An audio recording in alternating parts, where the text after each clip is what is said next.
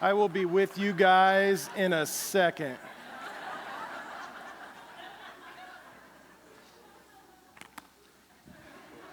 We're going to tweet that.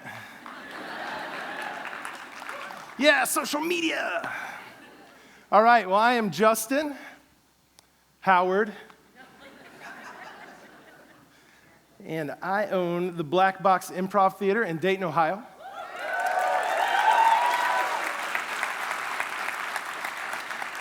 Those are all the people that are like, yeah, I was going to go there, but I haven't yet. But I was going to. Have you guys been inspired today? I have. I really genuinely have. There are some talks where I really almost teared up on a couple, and I think that's really something powerful when you can get up on a stage in front of people, convey what makes your heart beat, and make their heart beat, which is amazing. So the speakers have been fantastic. I was inspired at one point, some time ago, to open an improv theater. I've done improv since 2002. I was at Wittenberg University. Anybody from Wittenberg tonight? Just a few of us, because the rest of us have jobs and are making money. It's a Wittenberg thing. It's whatever. Laugh it up, UD.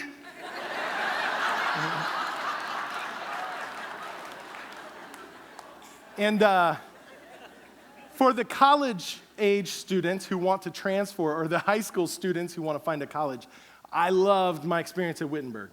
And I specifically loved one experience in general, which was my class, Improvisation for the Theater, with Dr. Corwin Georges.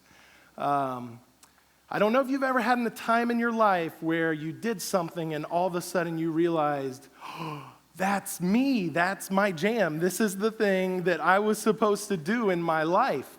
If you've had that thing and that thing that you're supposed to do in your life makes you money, good for you. Because improv does not. Even now. So I got the bug for this thing.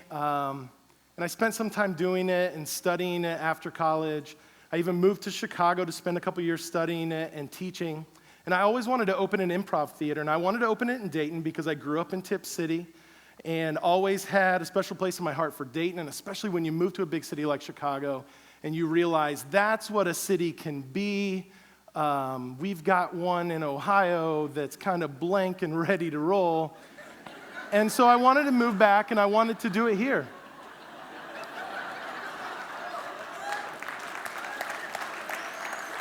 And so I moved back to Dayton and I opened my improv theater. And let me tell you something about fear. Just because I do improv, which if you didn't know at this point, improv is getting on stage with no lines, taking a suggestion, and just making it up as you go.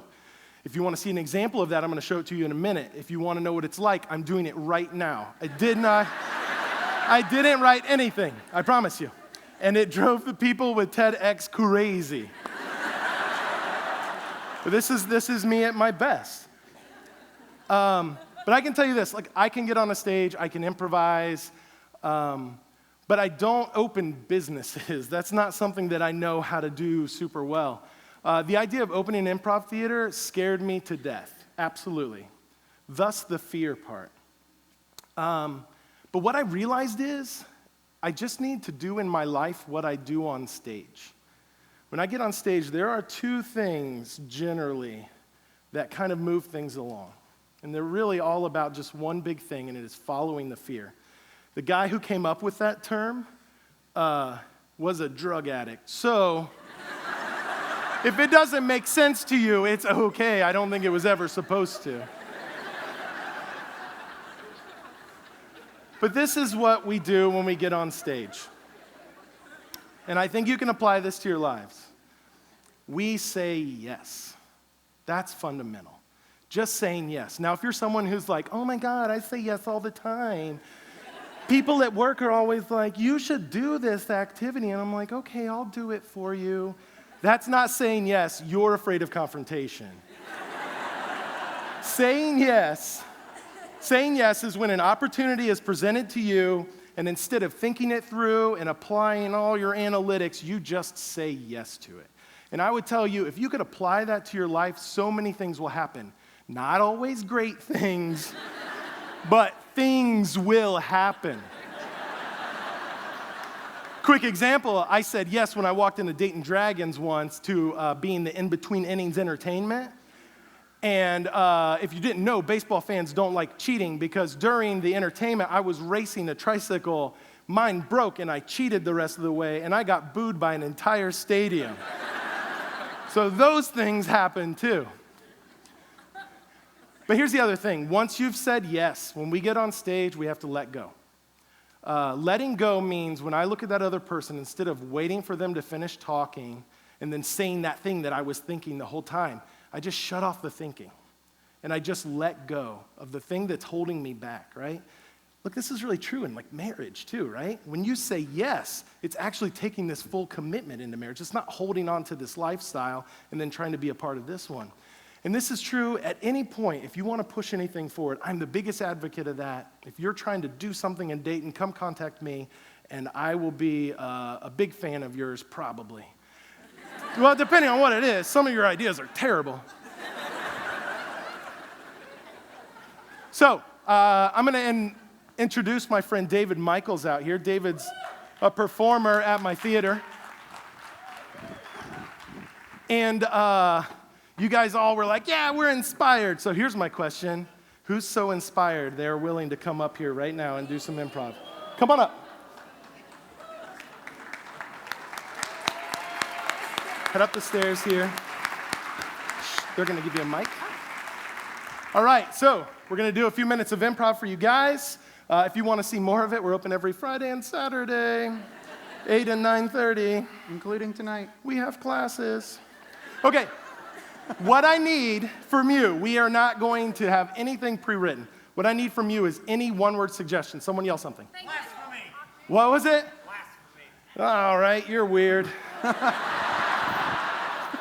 Blasphemy, thank you.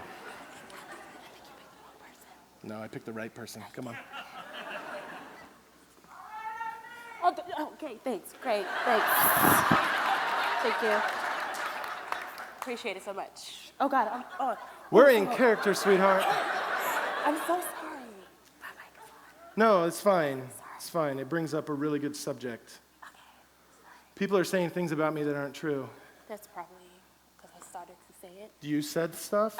What did you say about me? I was drinking, and then I was watching Scandal, so I was really in my emotions.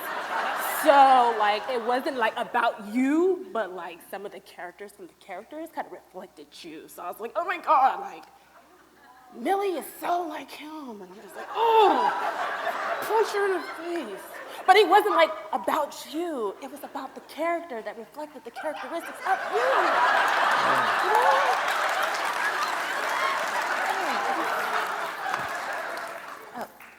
No, sit down. That's fine. Okay. You apparently have stuff to say.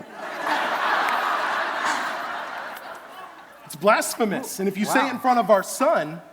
Oh, God, I'm pregnant? Oh my God, Mom! We're pregnant with another child. Oh, my God, and he has a beard. I'm gonna get a No, brother. you have one in there. We have There's one in here. there? Oh my God, Oh, Mom! God. Wow. How did this happen? Do you want the specifics? Do you want me to go through detail by detail? Is this the birds and the bees and the trees? Well, I wasn't going to explain it to both of you. I was going to explain it to him on our own terms. Mom doesn't know, huh? Well, I don't know if she knows or not. She's been party to it the whole time.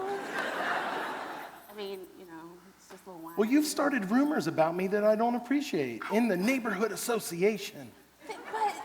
It's Oakwood. Everybody talks about everything. Jeez, Mom.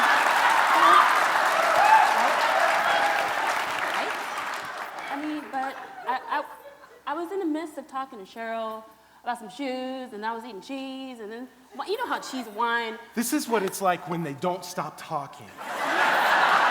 So when you find a girl, quiz her, toss out subjects and see if she continues. Don't make sure you don't get the girl who drinks too. Don't get one that drinks too. Yeah. That's a good point. Okay. So no, Or if she no does alcoholics. like cheese and wine. Cheese and wine. Or Cheese Scandal is because code then- for drugs. Okay. Okay? So, That's what we used to call drugs when we were kids. We called them cheese. is Cheryl code for brownies. anything? Is Cheryl Brownies. code for anything? Cheryl? Is that the drug dealer? Cheryl's giving you the cheese? Cheryl is your teacher. Yep, it's the drug dealer. Cheryl. Mom, I learned in school drugs are bad and like you're not supposed to do them. And Are they still doing DARE? Is that still a thing? what's no? I, mean- don't even know what dare is. Dare to what? Well, dare to dare do is drugs? how you got here, so pretty much.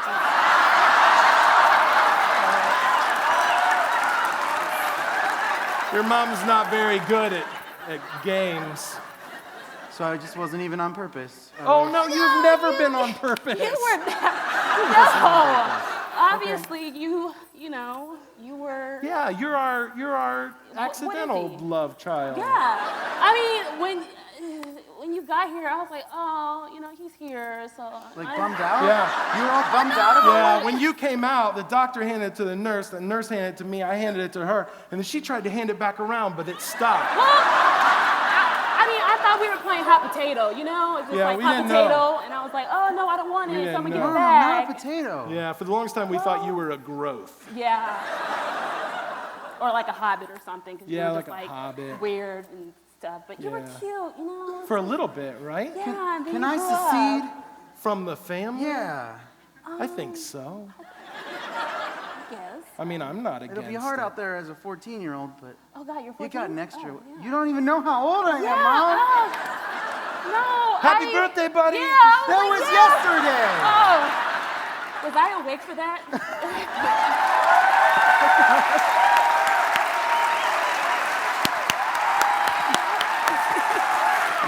Go give him your mic back. What was your name? What was your name again? Ebony? Oh, her name is Ebony. So that was like ebony, ivory, ivory. Look, guys, here's the last thing I'm going to say to you, and it is simply this. Don't come to something like this because you're rubbing shoulders with someone who's important. That doesn't matter in Dayton because no one in Dayton is important, okay? It doesn't matter. I've been open for a year and I'm almost the most important person in Dayton, and I have not tried at all. It's not important that you rub shoulders with people. Here's what's important. Make a determination that when you walk out of the doors today, you take something here and you say, I'm gonna go do that. That's what I did. I said, I'm gonna open a theater. I did. None of you came. I'm over it. But I did something, and so can you. This is what this group is. Look around, except for the 1% that's over 75 and are probably asleep. Look around. It's all a group of people that care about the city and care about doing something. Thank you.